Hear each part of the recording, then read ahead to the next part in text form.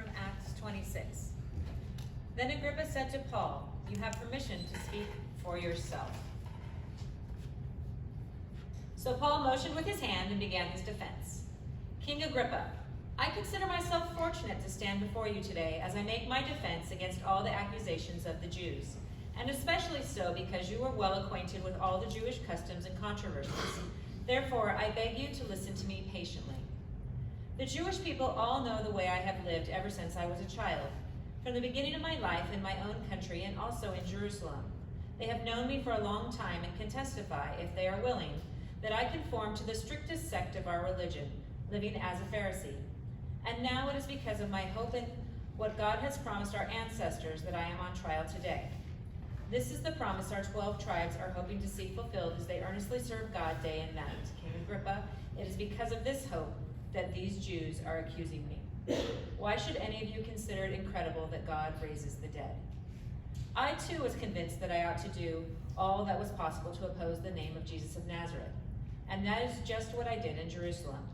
On the authority of the chief priests, I put many of the Lord's people in prison, and when they were put to death, I cast my vote against them. Many a time I went from one synagogue to another to have them punished, and I tried to force them to blaspheme. I was so obsessed with persecuting them that I even hunted them down in foreign cities. On one of these journeys, I was going to Damascus with the authority and commission of the chief priests. About noon, King Agrippa, as I was on the road, I saw a light from heaven, brighter than the sun, blazing around me and my companions. We all fell to the ground, and I heard a voice saying to me in Aramaic, "Saul, Saul, why do you persecute me? It is hard for you to kick against the goads." Then I asked, "Who are you, Lord?" "I am Jesus, whom you are persecuting," the Lord replied. "Now get up and stand on your feet.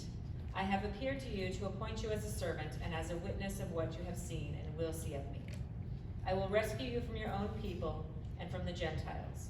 I am sending you to them to open their eyes and turn them from darkness to light, and from the power of Satan to God, so that they may receive forgiveness of sins and a place among those who are sanctified by faith in me." So then, King Agrippa, I was not disobedient to the vision from heaven. First to those in Damascus, then to those in Jerusalem, and in all Judea, and then to the Gentiles. I preached that they should repent and turn to God, and demonstrate their repentance by their deeds. That is why some Jews seized me in the temple courts and tried to kill me. But God has helped me to this very day. So I stand here and testify to small and great alike. I am saying nothing beyond what the prophets and Moses said would happen, that the Messiah would suffer, and as the first to rise from the dead, would bring the message of light to his own people and to the Gentiles. At this point, Festus interrupted Paul's defense. "You are out of your mind, Paul," he shouted. "Your great learning is driving you insane." "I am not insane, most excellent Festus," Paul replied. "What I am saying is true and reasonable. The king is familiar with these things, and I can speak freely to him. I am convinced that none of this has escaped his notice, because it was not done in a corner. King Agrippa, do you believe the prophets? I know you do." Then Agrippa said to Paul, "Do you think that in such a short time you can persuade me to be a Christian?" Paul replied, "Short time or long, I pray to God that not only you, but all who are listening to me today may become what I am, except for these chains." The king rose, and with him the governor and Bernice and those sitting with them. After they left the room, they began saying to one another, "This man is not doing anything that deserves death or imprisonment." Agrippa said to Festus, "This man could have been set free if he had not appealed to Caesar."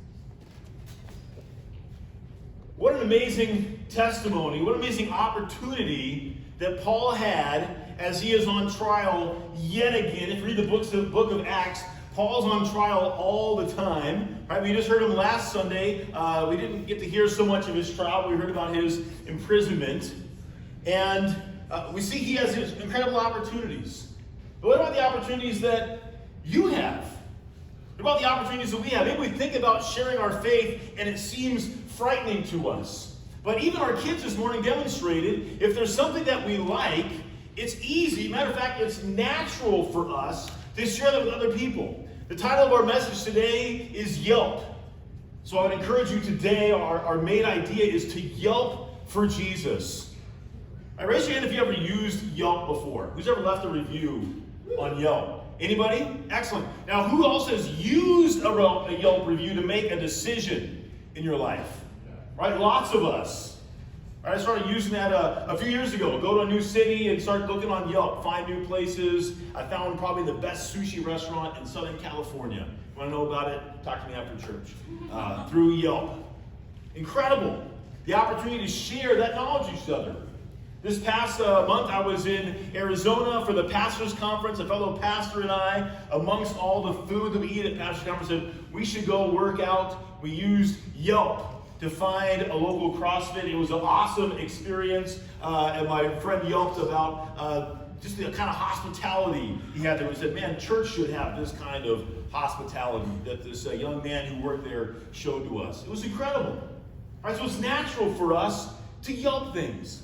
If you're with us last Sunday, we heard also about the woman at the well, or what was that 2 weeks ago? The woman at the well, and how Jesus encountered her and shared hope with her, and what was her natural response?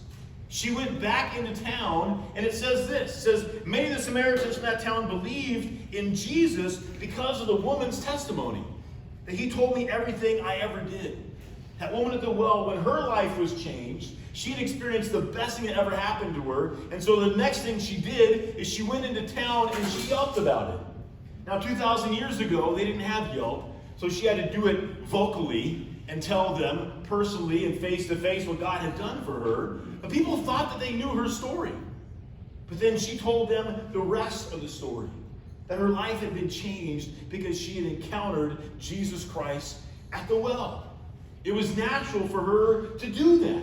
And you know, our world runs on that natural response of us to tell other people about great things that happen to us.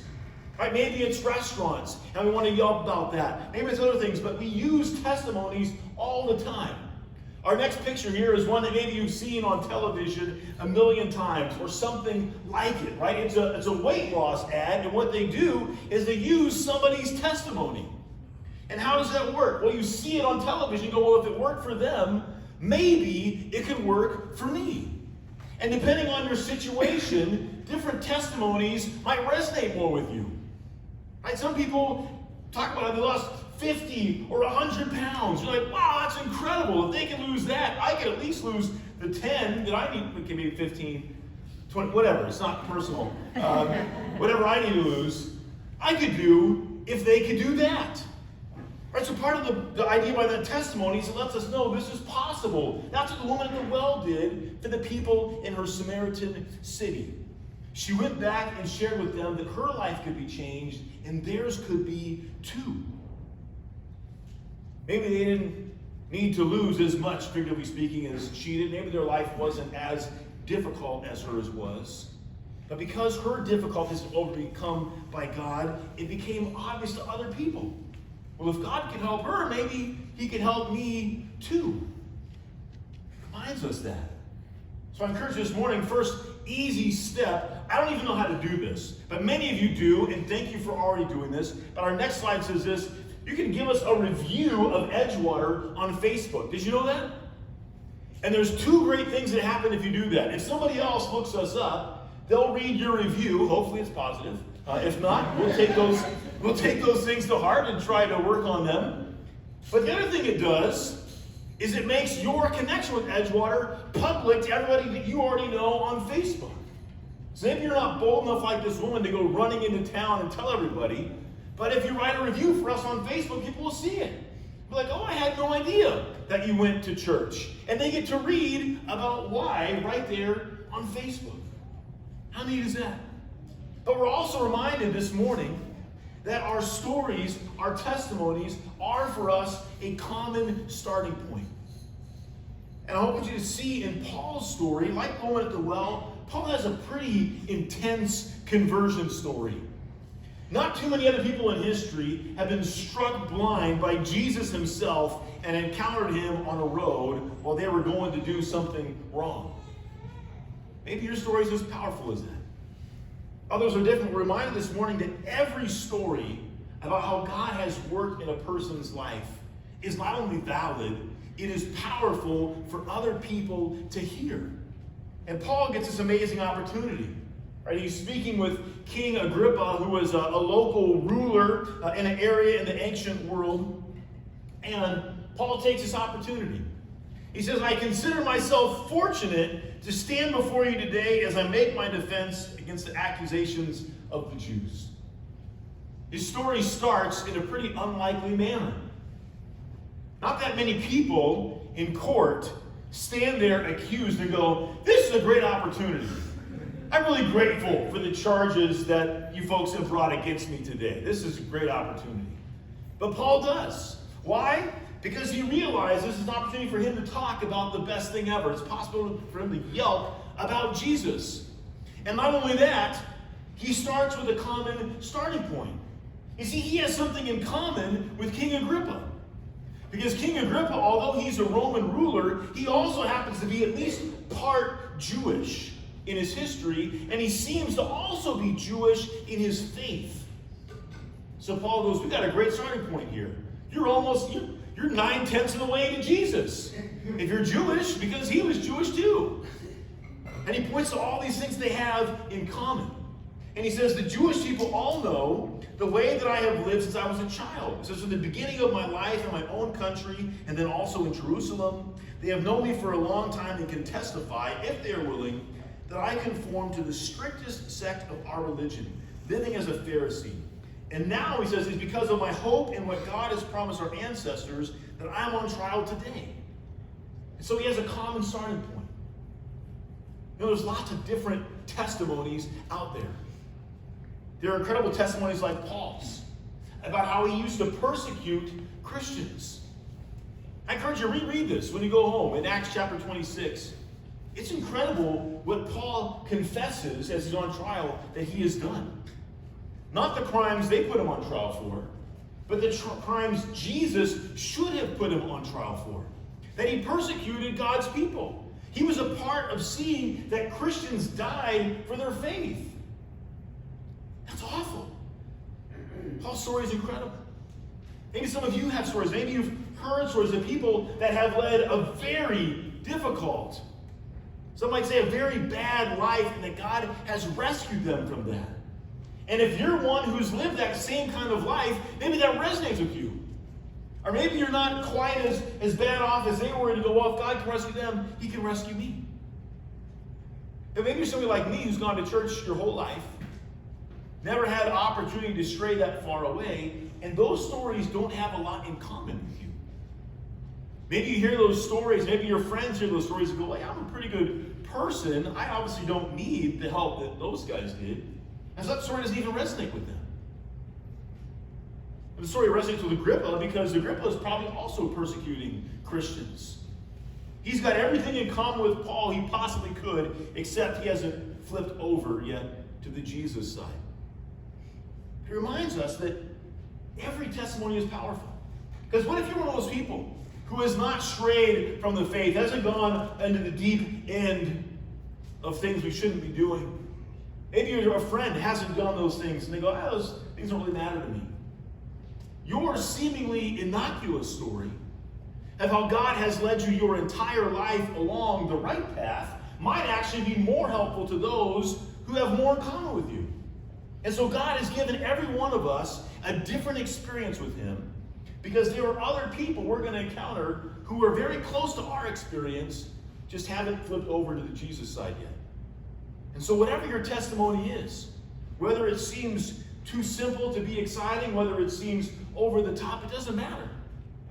What's important is that it's God's story of how he has interacted with you. And what's also interesting is that although Paul could have gotten into deep theological discussion with Agrippa, because Agrippa had also studied theology, he had also studied the history of God and his people, what Paul instead decided to focus on was a more personal story about what happened to him.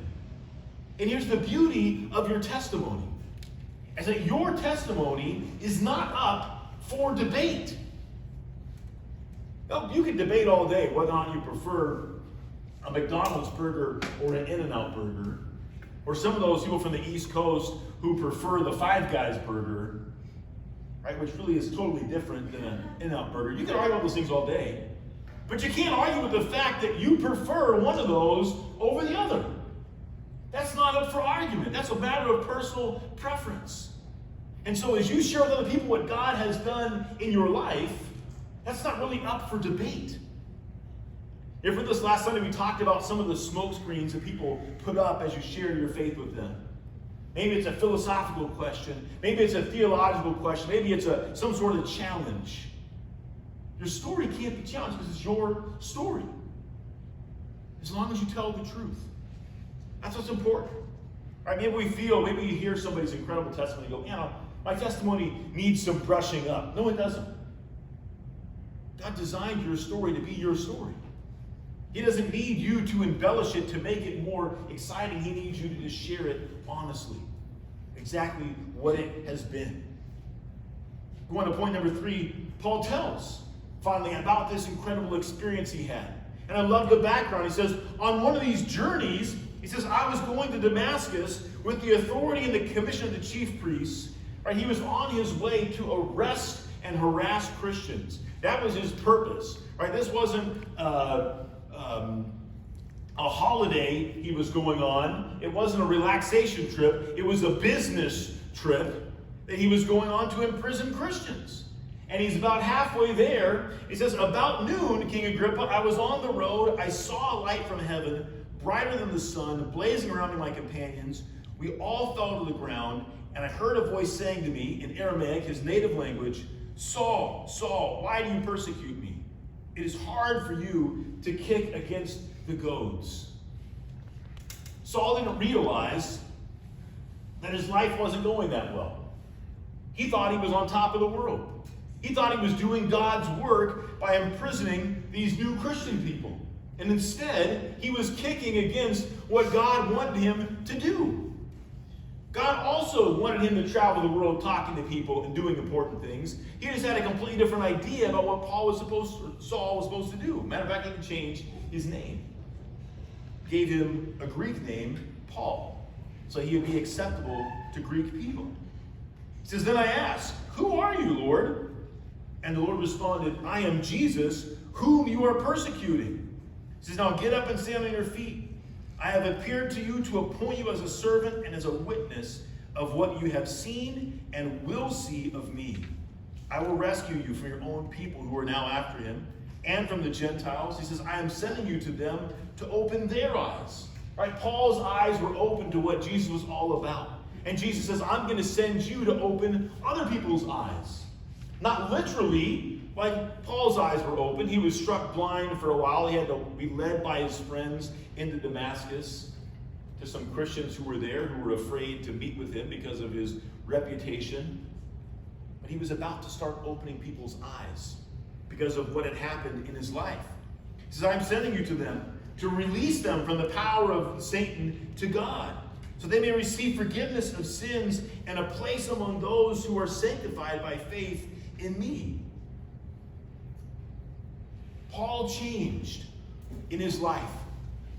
He was zealous for his cause, but he did it out of duty and out of being right. That was his purpose for going around and convicting Christians. That was his motivation. That's what he got out of it. It was a sense of duty that he had to do that. But once he encountered Jesus on the road, his travels took on a different meaning. Now he switched from going out of what was right and going along with his duty to joy and gratitude. Now he's excited. In his former life, Paul would not have been excited to be in chains in front of a king on trial. And now he doesn't care about all that stuff. He's just excited that he gets to share the news of the one who opened his eyes to see a great light. The one who forgave him for all the things that were weighing on him. You know, it's not difficult to imagine that Saul in his former life, always trying to do the right thing, was trying to make up for the things that he knew were wrong in his life. And now he's free from that. He doesn't have to make himself righteous. Jesus has given that to him as a gift, as one who clearly didn't deserve it. Right? If there was a Saul around today, the Christian church probably would not like that person. You might be like the people in Damascus he went to go see, like, I don't want to meet with Saul. He's a scary person. He's not here for our good. And yet God dramatically changed his life. What are the changes that God has brought to your life? What's the difference of your life without Jesus and your life with Christ? Has it brought joy to you? Has it brought release from guilt? Has it brought freedom to love and to care for other people? What is the difference it has made in your life? And here's the point of our testimonies. Our testimonies are autobiographical. But Paul's testimony isn't really about himself, is it? His testimony is about Jesus. The interesting thing about your testimony is what we call the Jesus difference. As we go to our next slide. The Jesus difference.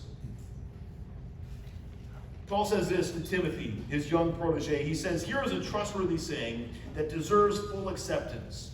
He says, Jesus Christ came into the world to save sinners, of whom I am the worst. Paul says that was God's purpose of Jesus coming into the world, was to save us, to rescue us. And Paul highlights yet again, he says, I was the worst. If God can rescue me, he can rescue anybody. Again, that powerful testimony. But it reminds us that God is about people. There's a great seminary professor who wrote a fabulous book. It says that all theology is Christology. And to translate that into English, it says all study of God should be a study of Jesus. Because Jesus is the interesting part about God for human beings. If there's no Jesus Christ, there's really no purpose in us being interested in God, because there's no way for us to get to him. There's no love for human beings except for the love God has shown through his Son, Jesus Christ. He came into the world to save us.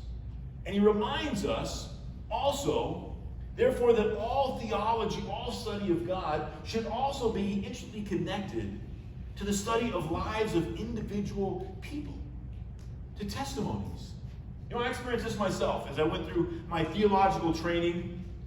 There were times that I was overjoyed and I was filled with a sense of purpose, a sense of satisfaction, even in my studies. And that was when my studies were connected to people. And there were other times in my studies that we kind of got lost in philosophical ideas, and in studies I was spending very little time with real people. It became kind of dull.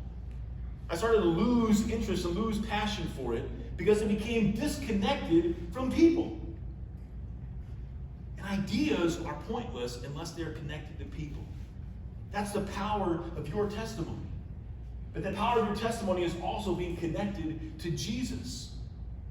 You ever read a Yelp review, maybe of some restaurant, and somebody's not reviewing the restaurant, they're telling you how great they can make whatever the restaurant serves. Or maybe you've had a Facebook post that gets hijacked by somebody. They're not commenting on your post. They're telling you how great they did whatever that you did. Right? That's annoying, isn't it? I don't want to read a Facebook post about Mrs. Knott's chicken and instead read somebody's recipe for how to make chicken better. I don't care. I want Mrs. Knott's to make it for me. Right? And if you have a post that got hijacked by somebody, like, it's not about you, it's about me.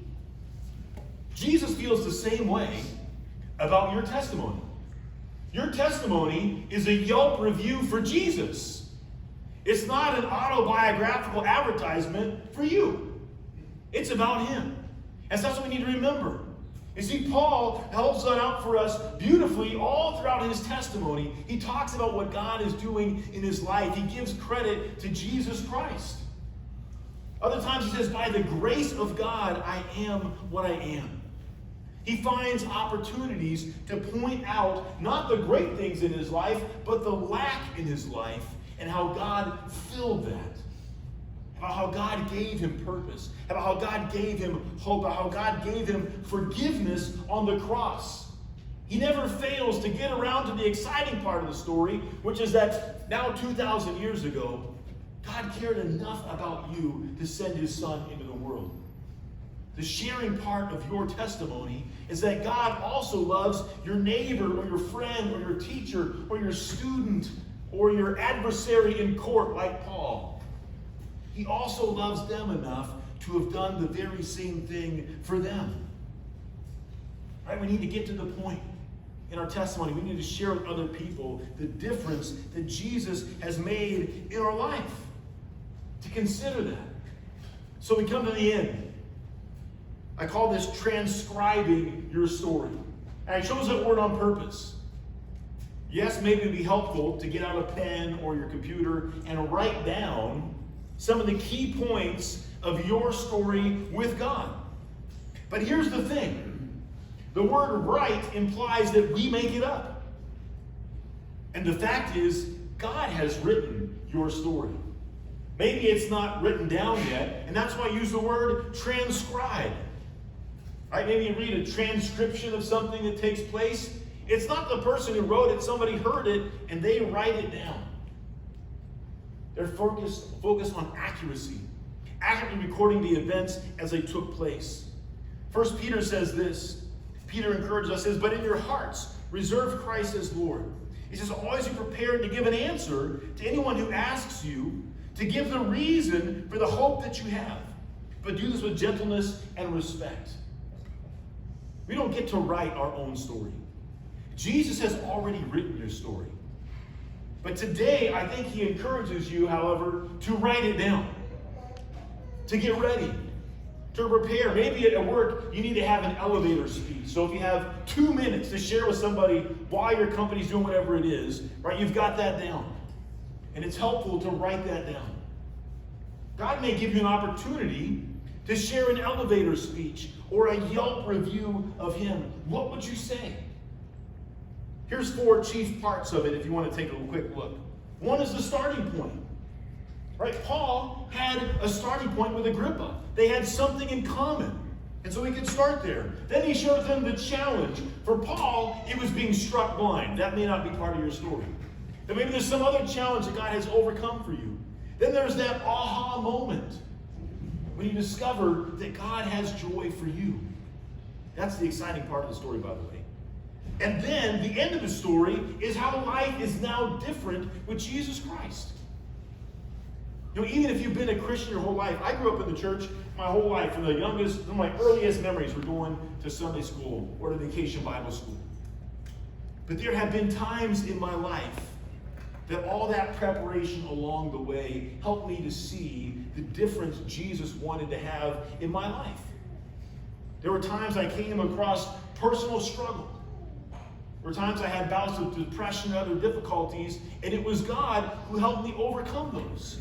There were times that I dealt with insecurity, and God helped me to overcome those, discovering that He was my security, that He loved and cared for me. Stuff some of our youth are dealing with right now in youth group. Shameless plug for youth group tonight, 6 o'clock, Joel's house. But God is a part of your story. I don't think you would be here today if God hadn't somehow impacted your life. And so I encourage you to start writing those things down, preparing your speech. And here's a great opportunity. If you have kids or you have somebody that you know will listen to you and your story, share it with them. You don't have to start with King Agrippa. You don't have to go tell our city council or tell our state governor or tell our president your story. You can start small. Paul started small too with his story. You can start small and tell people who will listen to you. Maybe your children, tell them, what are your dreams for them? What do you hope the God difference in their life is going to be? Start thinking about that and sharing that with them. Because Jesus Christ, for 2,000 years, has been impacting people's lives and changing them, not just for the better, but for eternity. Our Lord Jesus Christ, on the very night before he gave his life for us, met with his disciples as he was sharing with them life-changing news. He does the same for us today to encourage us to continue to be a part of your story. And as we took bread, and he given thanks, he broke it, he gave it to his disciples and said, take and eat. This is my body, which is given for you. This is remembrance of me. In the same way also, after he took the cup, And he gave thanks and gave it to his disciples and said, "Take and drink. This is my blood, which is shed for you for the forgiveness of all of your sins. This was often as you drink it in remembrance of me." His feast is ready. You may come to his feast.